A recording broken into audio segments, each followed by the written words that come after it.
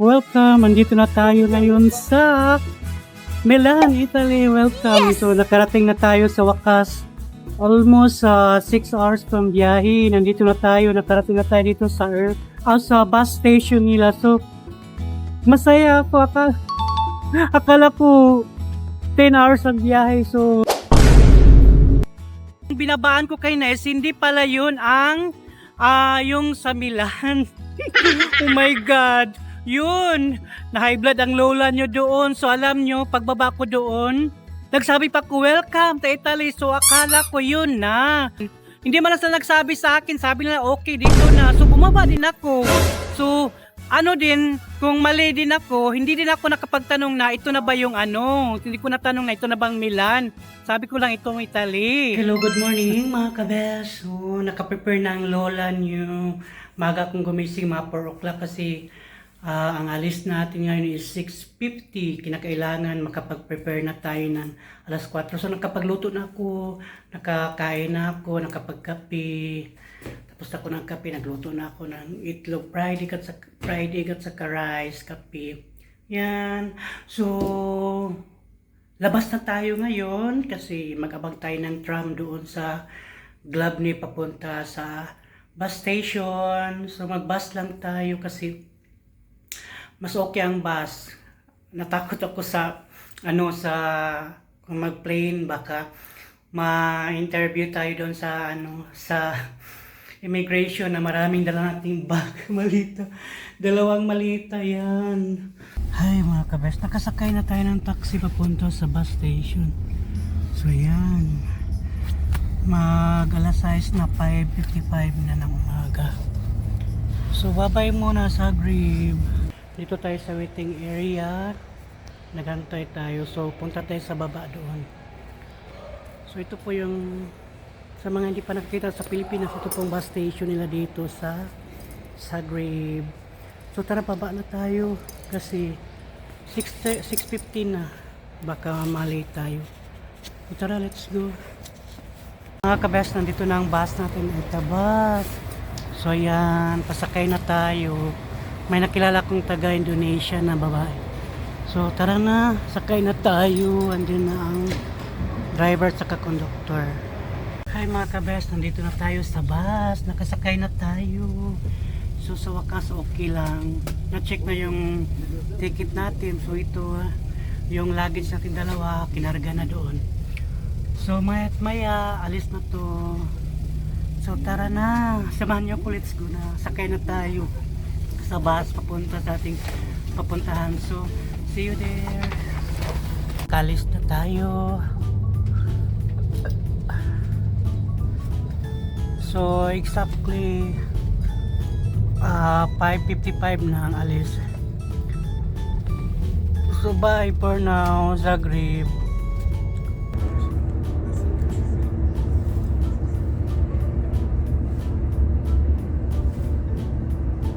Dito tayo ngayon sa boundary ng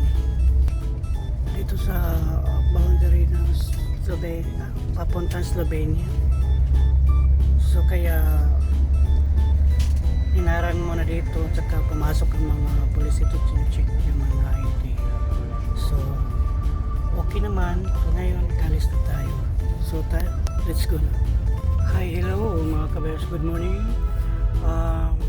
We are here now in Slovenia. So after 3 hours from Croatia, so nandito na tayo sa Slovenia ngayon. Mag-stop over ko dito kasi ang itong bus na to from Croatia, then mag-stop siya sa Slovenia. Then Slovenia to Italy, Milan. And so punta tayo sa bus station. So we're going there now. See you there.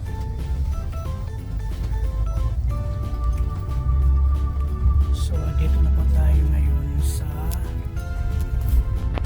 Slovenia. Welcome, Slovenia. So, dito na tayo sa bus station nila dito. After 3 hours from Croatia, nakarating na tayo dito sa Slovenia kasi mag-stop po dito ang bus galing sa Croatia. So, ang ganda ng bus station na dito sa Slovenia. after nito dito kasi ang ano nitong bus galing Croatia papunta dito sa Slovenia, mag-stop siya then papunta naman sa ating puntahan ngayon. So see you there mga kabesh. She's my new friend there in Croatia bus station. She's from Indonesia. I'm glad to meet here there in bus station. She's good friend. So nandito siya sa Slovenia. So nag-aral po siya sa Italy, then andito vacation o travel lang siya papunta sa mga country. Galing po siya sa Croatia, then punta siya to Slovenia, then after Slovenia uwi na siya sa Italy. So thank you my friend. Oh my god, I saw there McDo. Oh my god, Slovenia, there is also McDonald's here. Same also there in Croatia, there is also McDonald's, but I didn't saw there Jollibee, not same in my country, only McDo and KFC. I'm so very hungry.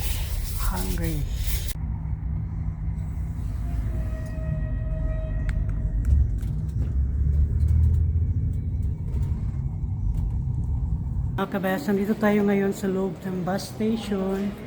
So nag-waiting po ako sa magsundo ko. So yung internet ko kasi sa Croatia yung na internet. So pagdating dito so connecting wala. So kinakailangan magtanong ako kung paano ko matawagan yung yung magsundo sa akin. Nandito na ako ngayon, so kaya hanap ako kung saan ako makapagtanong dito. Sarado naman ang information nila doon.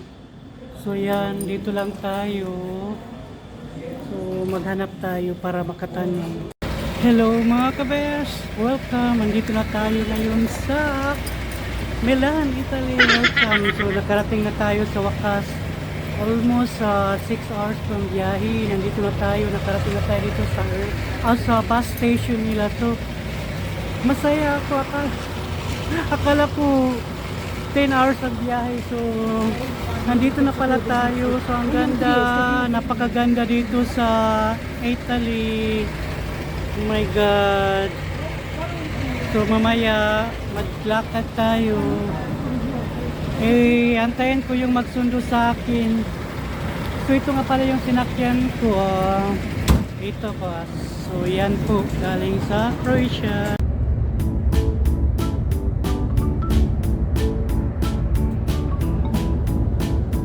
Time now is 10.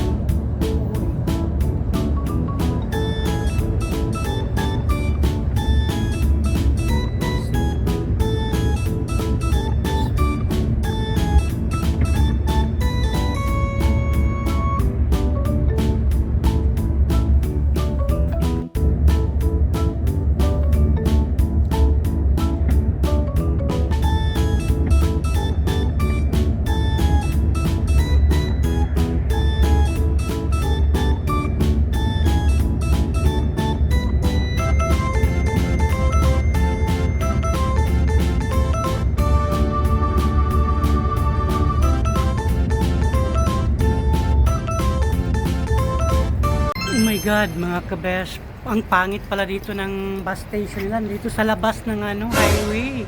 Tapos dyan, pumasok ka na maliit na, may mga store din dyan.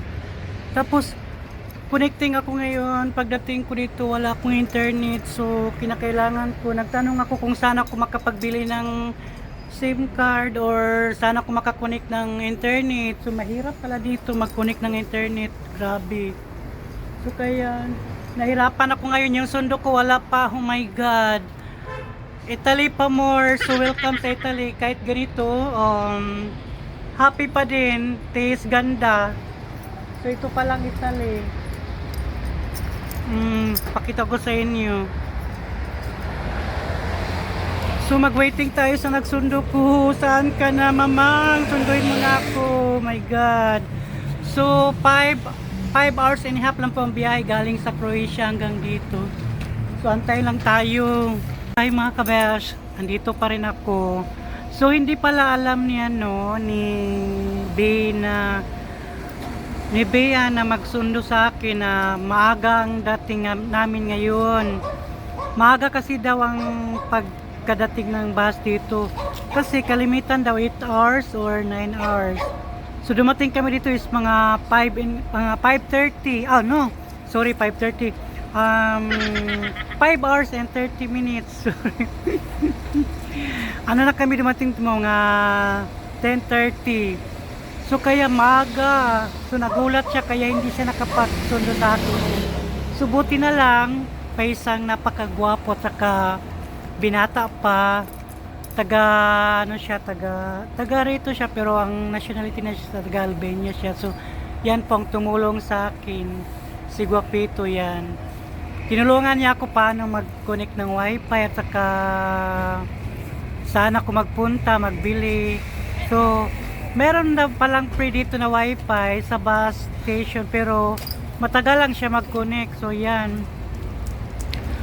Tinuruan niya ako tapos tinulungan niya ako tapos nagkwento kami sa bite niya. So yan po si Guapito. Ang pangalan niya is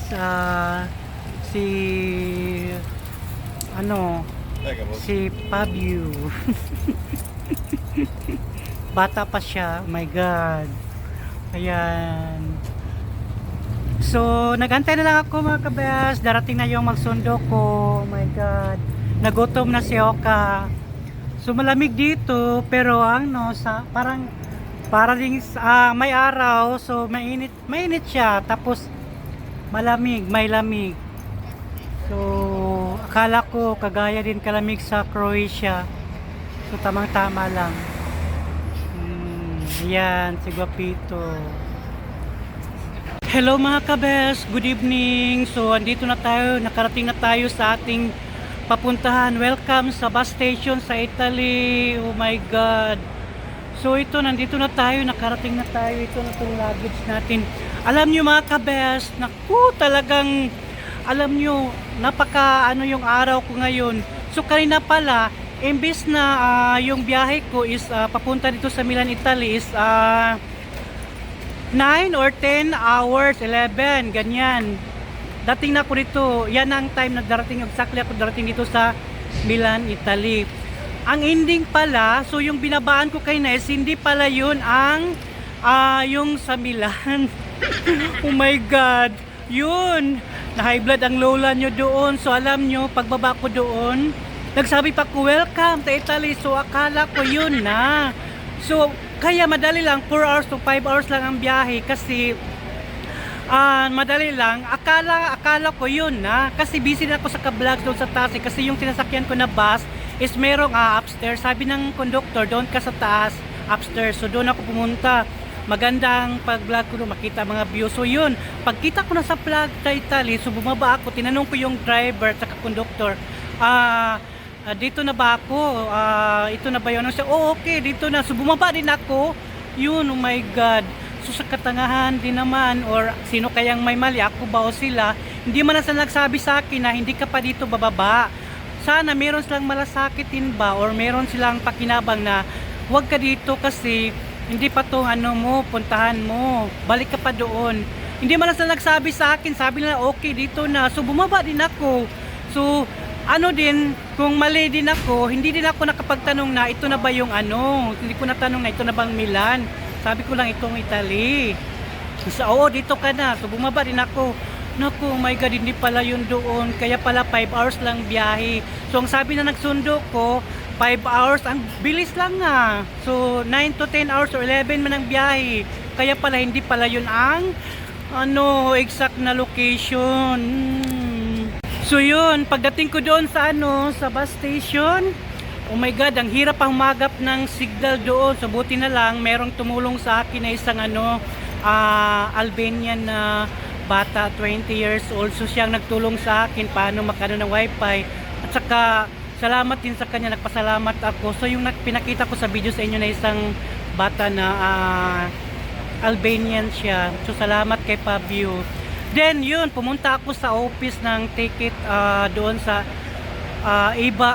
Ita bus. So yun, pumunta ko doon. Buti nilang tinulungan ako sa cashier na yun. Magbili ako ng ticket kasi may last trip sila papunta dito is 3 o'clock hanggang 10 or 9:30. So 9:30 na dumating dito. So imbis na 9 to 10, 11 hours ang biyahe, naging 14 hours na ako, 14 and a half. Oh my God, pagod ang katawang lupa ng lola niyo. Talagang nainis din ako. So this is my most embarrassing moment sa aking pagbiyahe ngayon. Pero at least sa wakas nakarating din ako dito. So ngayon 9:30 na. So salamat. Sa mga conductor naman saka sa ba yan, sa driver, sana meron din naman silang mga malasakit sa mga pasahero.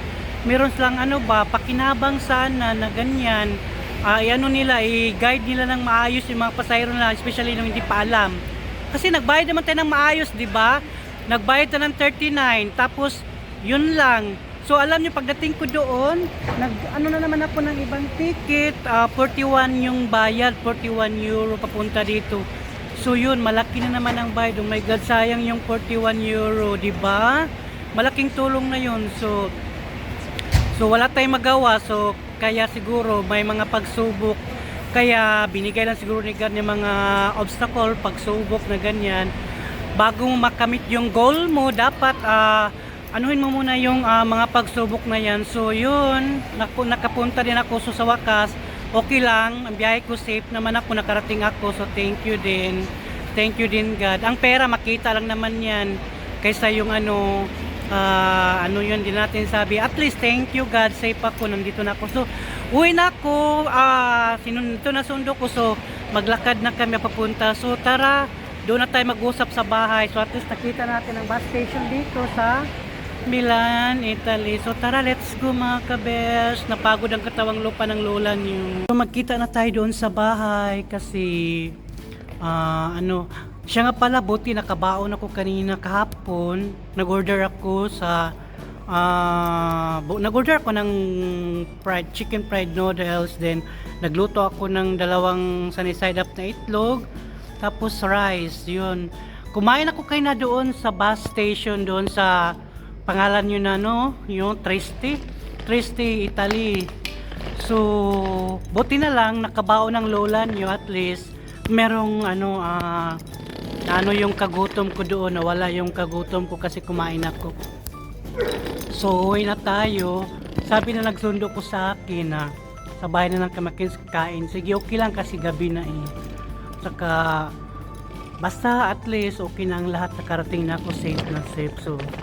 So see you there sa bahay. Doon na tayo mag-final, magtapos ng vlog natin. So thank you. So we are here now in ground floor. Galing tayo sa taas doon sa bus station. So andito tayo, mag-wait tayo sa train papunta sa bahay na nagsundo sa akin. Oh, ito pala yung nila dito sa Lompag na So yan. Maganda din dito sa waiting area dito sa train station nila kasi kung umulan o init, so safe na safe ang tao. Maganda. So waiting tayo. Ito nga ang bus station nila dito. So tara, pasok tayo doon sa loob. Uy, ang dumi pala nila dito sa madumi pala ang nila. Lampungan. Uy, ang dumi pala. Madumi pala ang bus station dito. Oh my God, ganito palang Italy, Milan, Italy, tabang.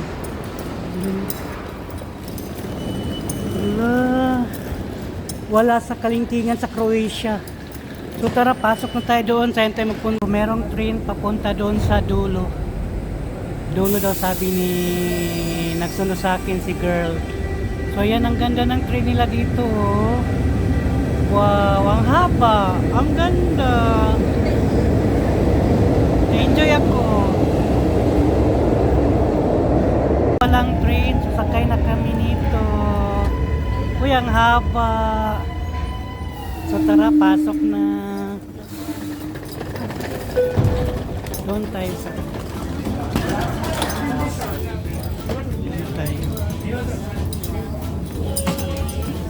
Uy, sorry.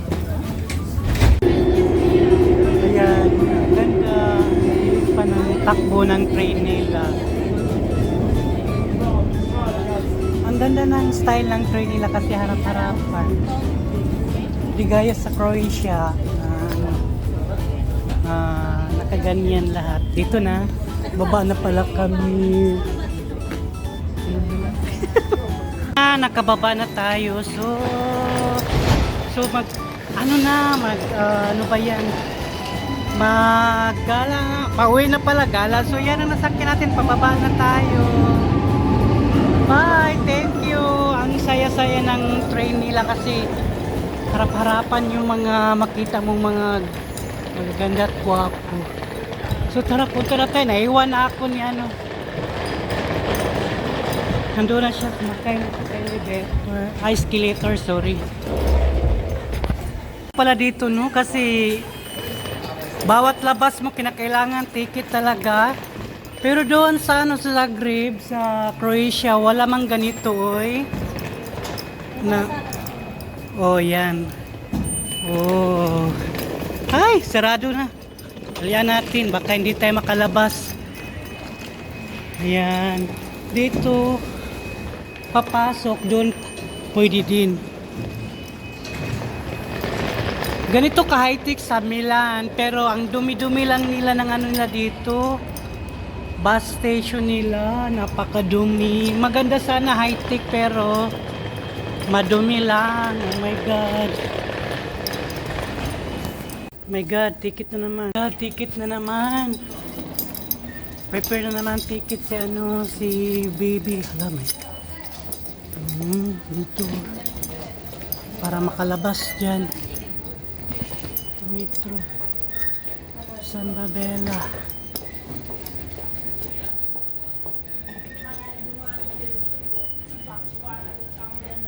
Magasta pala dito kasi bawat pasok labas ticket.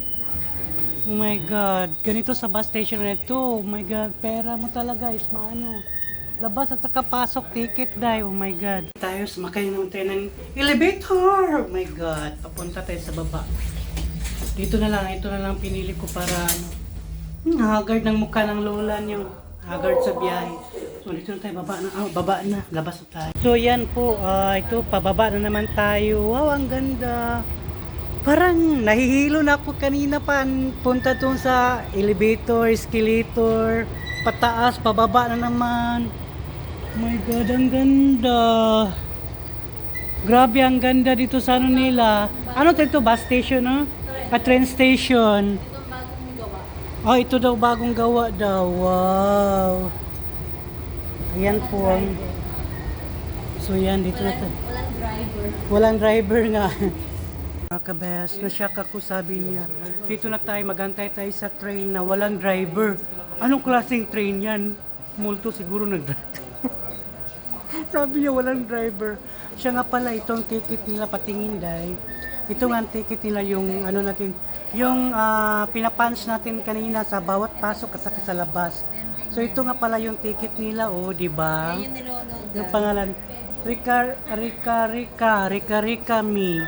So meron daw itong ano, isang ticket to is 39, 1 month. Then pwede din 24 hours. Nasa 7, meron naman isang salpak, nasa 240. Oo, pag sinasalpak daw, ano? 2 euro. 2 euro. O, tapos, ay, seat din. Yung 24 hours yun. Yung 24 hours pala ng ticket is 7. So, ito. Yung isang punch lang na labasan ka, 2.20. 2 euro and 20 cents. 2 euro and 20 cents pala sa isang salpakan, sa isang labasan lang. So, maganda, oy, di ba? So dito sa Croatia wala, sana wala, parang walang gasta. Ano lang, sa tram lang. So yan, nag-waiting na po tayo dito. I-try ko isa kayong train nila dito na walang nag-drive. Oh my God, nakakatakot, makarating kaya tayo. Color blue daw. So waiting natin. Train to San Cristoforo at platform 2. Hala, nandiyan na daw ang train. San Cristo. So yan, mabuksan na itong pintuan, tingnan natin. Ano daw? Train na walang driver. Hala, nandiyan. Oh my God, mga kabes, wala talaga, oh. My God. La, mabukas na to diretso. Ay, bukas ng diretso. My God. Oh, pas. Alika, day. Dito, day. Ayan. Nakita. Ito pala, walang driver. Ito ang unahan niya. So, wala talagang driver. So, yan. My God, diretso na. Alas, ito pala, walang driver yung train nila. Oh my God. Automatic na talaga. Ang ganda, super. Ang haba pa din. Wow. Amazing. Ang ganda. Tapos harap-harapan din ng mga tao. Mga gwapo at magaganda. Oh my God. Hindi pa tayo dumating sa bahay, so nagsakay pa tayo dito sa train papunta sa bahay nila. So enjoy talaga po. Dito lang po nakasakay ng train na walang walang nagmamaniho. Automatic na. Enjoy. Napakaganda pala dito sa kanila. So malapit na tayo. Bababa na tayo mamaya. So sa bahay na lang tayo tapusin natin ito. So malapit na tayong dumating. See you sa bahay. Attention daw, attention. Nakababa na tayo. Nakababa na tayo sa train na walang nagmaniho, walang driver. Oh my God. Ha? Oh, yan oh. Yan oh, walang driver. Oh my God. Bye. Salamat. Na-enjoy ako sa sakay sa train na walang tao nagdadrive. Sakay naman tayo sa elevator. Elevator. Oh my God. So tara. Sakay na tayo. Ay! Oh my God, na-enjoy ako. Bye, punta tayo sa bahay. Naman, ticket na naman. My God, ilang beses na kayo nag-ticket siguro. Sa bus station pa lang, tapos train station. Oh my God, grabe kagasta pala. Pero pwede naman loadan daw yung ticket in 1 month. So yan. Bilisan natin, baka hindi tayo makapasok. Ay, baka makapasok, makalabas. So yan, dito na tayo. O, na yung mga machine pala din dito, ATM machine nila. Ang ganda. So, doon tayo punta. Ay, sa wakas, nandito na tayo. Nakalabas na tayo sa wakas. So, mag-abang na naman tayo ng bus. Ang last, pinakalas is bus na lang. Para uwi na sa bahay. Uy, ang ganda ng mga series nila. Christmas decor. So yan. Magabang na tayo ng bus. So tara, let's go. So andito na tayo ngayon sa waiting area for bus. Ang ganda ng nila, meron silang time, date at saka sa waiting time, date at saka day at saka oras. Tsaka yung Number ng bus dinadadaan. So yan, magandang display ng Spirit of Christmas nila. Yan po. So bus, waiting na kami. Sakto sa oras. So nandyan na ang bus. 98 pa Magusta. So sakay na tayo. Ito na tayo sa bus. Una ka, day. Pasok. Saan tayo, day? Dito tayo, day. Are. Dali, dito ka, day. Nakarating na kami. Tapos na nakasakay na kami sa... tapos na nakababa na kami sa bus. So yan, maglakad na tayo. Ito lang pala, malapit lang sa yung bahay nila. So ito na, nandito na tayo. Wow, ang ganda ng Christmas tree. Apartment pala to. Dito, pasok tayo. Oh my God. Ayan. Ang ganda ng Christmas tree nila, oh. So tara, punta natin sa taas. Ay, sa wakas. Karating na din sa bahay. So kain na tayo. Ang sarap ng ulam. Nagluto si Madam ng pagkain ng chicken adobo. May lumpia at saka may isda. So kain tayo. Nagutom ang lola niyo. So kakain na tayo kasi matulog tayo ng maaga ngayon para makapagpahinga at bukas gala. So yan lang po ang na-share ko sa inyo sa araw na ito. Ito lang po ang ganap natin sa araw na ito. So, thank you po. See you in my next vlog. So, kain tayo. Good night sa inyo. Bye.